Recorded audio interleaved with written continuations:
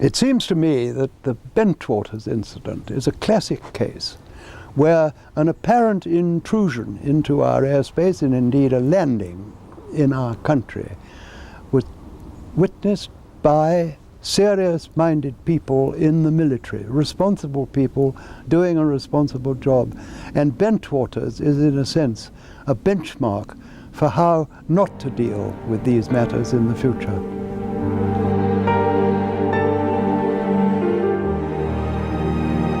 I know a good bit about the Bentwaters incident, and I've read half a dozen books. I've interviewed a number of the people who took part in it. And what I have decided, after careful thought, and I have said it in public more than once before, there are only two explanations for what happened that night in Suffolk. The first is that what the people concerned, including Colonel Holt, who was at the time the deputy commander of the base, and a lot of his soldiers, or airmen, they claim that something from outside the Earth's atmosphere landed at their Air Force base. They went and stood by it, they inspected it, they photographed it.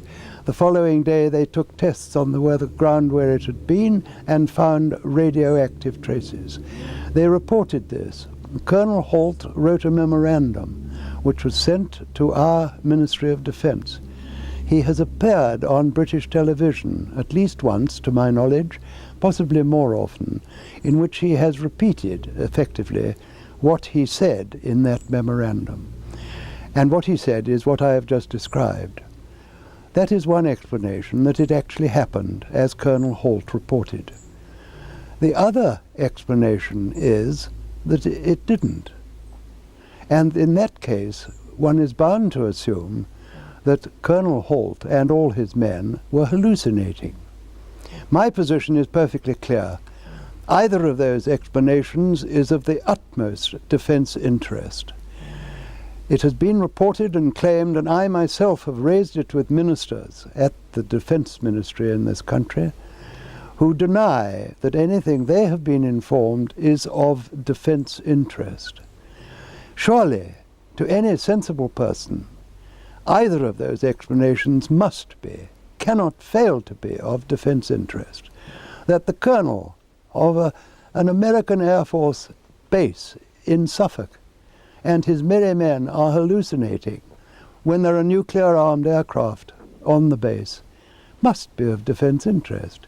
If indeed what he says took place did take place, and why on earth should he make it up, then surely the entry of a vehicle from outer space, certainly not man-made, to a defence base in this country also cannot fail to be of defence interest.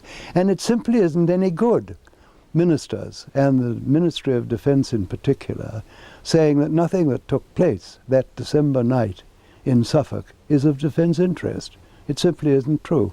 Since my name has become connected with UFO matters in quite a big way in this country, and in one or two other countries too, I have frequently been asked by a person of my background, a former chief of the defence staff, a former chairman of the NATO Military Committee, why I think there is a cover-up, or what the reasons may be for governments wishing to cover up the facts about UFOs.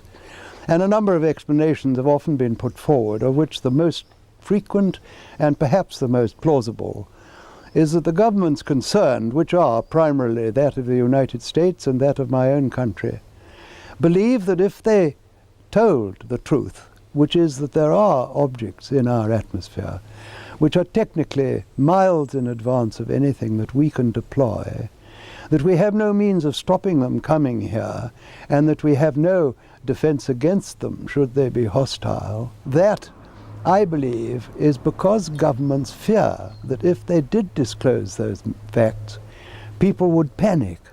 People would rush about, jam the switchboard like they did on that famous day in New York when there was a spoof, Martians have landed.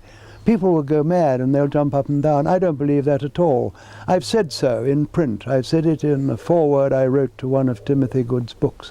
I do not believe that people today, in the 21st century, are going to panic at that sort of information. After all, they have put up with the introduction of nuclear weapons, the destruction of 2 Japanese cities 50 years ago. They put up, not put up with, it's the wrong word, they take as a matter of course that we can land vehicles on Mars. They land to the precise instant forecast years before, vehicles on distant planets. Why should they panic? They're much more interested in this country in doing the pools or the lottery. They shrug their shoulders and take it as a matter of course. Anyway, they don't trust politicians, in my experience. So I believe that that is the most likely explanation. There are, of course, others, but I think I'll have to settle for that. What I'd like to say is that there is a serious possibility that we are being visited and have been visited for many years by people from outer space, from other civilizations. That it behoves us, in case some of these people in the future or now should turn hostile, to find out who they are, where they come from, and what they want. This should be the subject of rigorous scientific investigation and not the subject of rubbishing by tabloid newspapers. When we got about a mile from it, as a matter of fact, we were diving on the thing and the whole aircraft was shaking. And it just took off into space at several thousand miles an hour, almost directly up. And now this was at night. It reminded me a lot of the shuttle launch or something